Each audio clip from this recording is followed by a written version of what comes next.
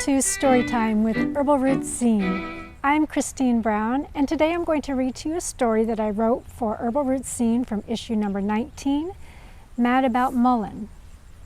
Have you ever heard about mullein?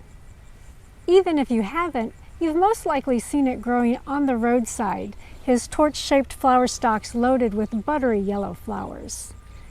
Mullein has a myriad of uses, from infusing the flowers in oil for soothing earaches, to teas and tinctures of the leaves for lung ailments, and decoctions and tinctures of the root for lower back problems. This biennial plant is great to have around.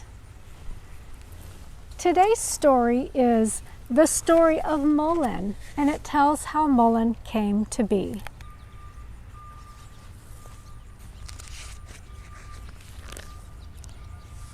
Back in the ancient days, there lived a man named Mullein.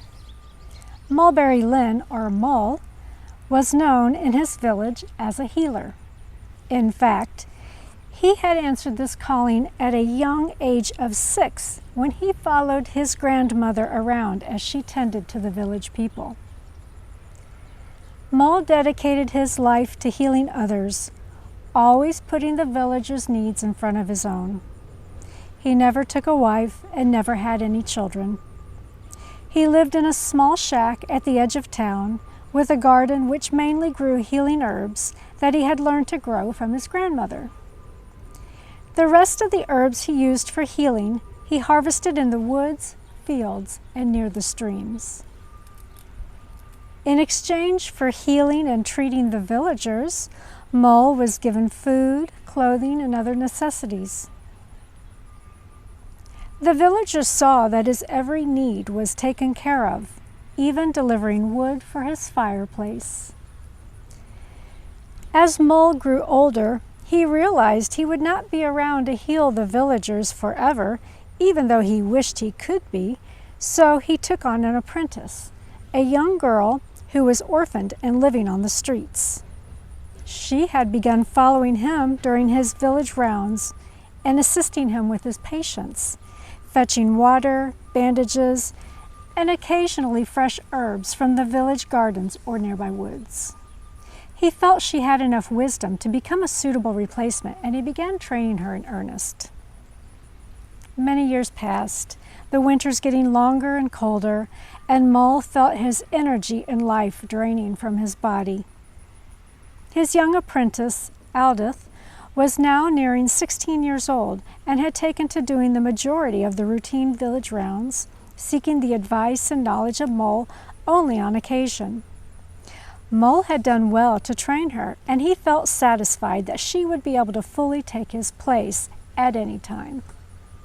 Still, Mull was sad at the prospect of leaving behind his beloved villagers that he had cared for his entire lifetime. He appealed to the wood sprites to somehow give him the gift to keep on healing the villagers even after death. That spring, Mull knew that the end was at hand. He clasped Aldith's hands in his and led her to the hearth. Reaching up to the mantel, he pulled down his medicine pack and gave it to her. "This is yours now, Aldith. You will now carry on the legacy of healer and lead the village in their health.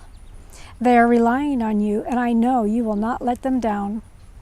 You have shown much promise and wisdom in your healing ways, and I go on to the next world, resting easy, knowing they are in your hands."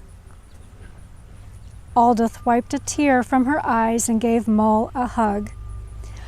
Although she did not want to let him go, she knew he had to face death the same he faced his life, alone. Mull limped out of the shack and to the edge of the woods and sat down at the edge of a stump. He called to the wood sprites, who appeared and danced around him. As he closed his eyes, they sprinkled some magic dust over his head, and he sighed as he felt a wave of warmth wash over him. Watching from the door of the shack, Aldith watched in amazement as Mull slowly melted down from a man into a plant. His legs became leaves, and his spine turned into a torch-like stalk with yellow flowers. A wood sprite spied her watching and fluttered over to her. Mullein was a great man, and his wish was to be able to still help the villagers even in death. We have granted his wish and turned him into a plant that can be used for treating coughs, earaches, broken bones, lung problems, and more.